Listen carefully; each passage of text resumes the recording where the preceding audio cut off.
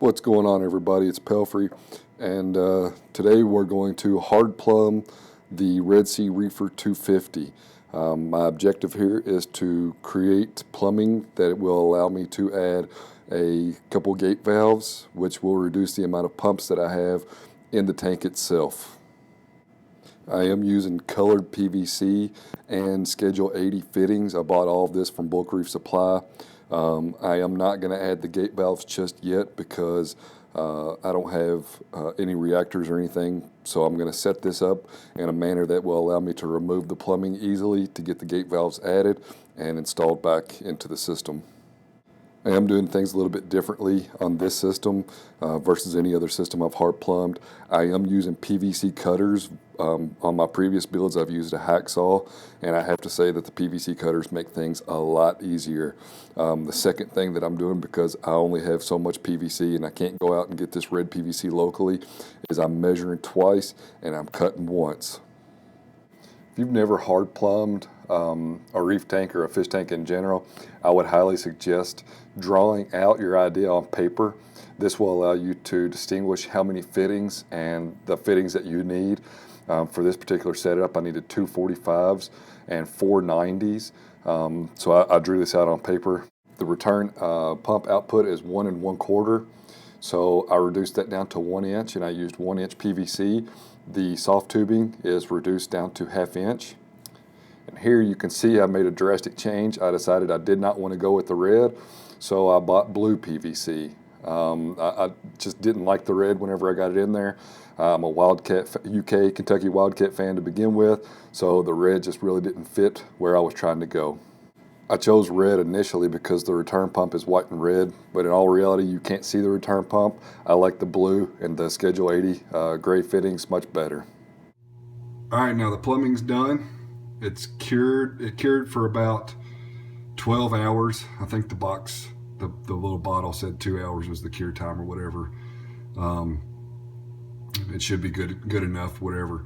But I know I'm probably going to get a lot of questions as to why I have such a tiny barb here and I'm using the soft tubing. There's a couple different options that you could take here. You could take the option that I've taken. Well, let me rewind. You can go straight from the pump to the fitting.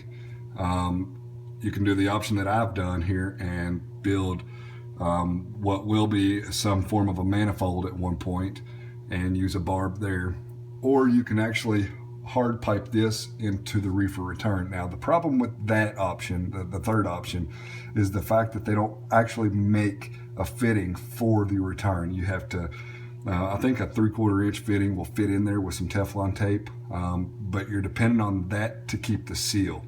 So basically what I've done here is I have enough room to add possibly a gate valve there, and there, for sure in these two locations. So I can run a reactor or two reactors for sure off this thing. I can add 2 gate valves to it. So what I've done is, since I got blue PVC left over, is I took a piece of PVC and I cut it, actually cut a section out of it, and I took a heat gun and I warmed up this section here in the middle.